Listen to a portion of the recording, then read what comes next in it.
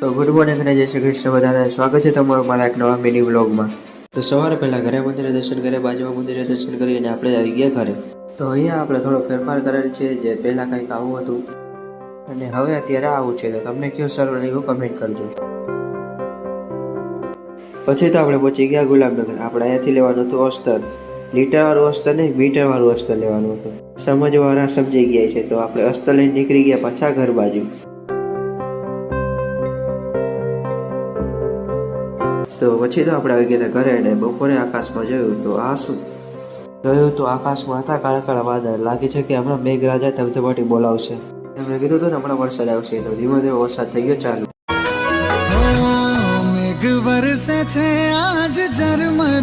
આ તો વરસાદ ઝરમર ઝરમર વરસતો હતો, હવે તો ધબધબાટી બોલાવે છે।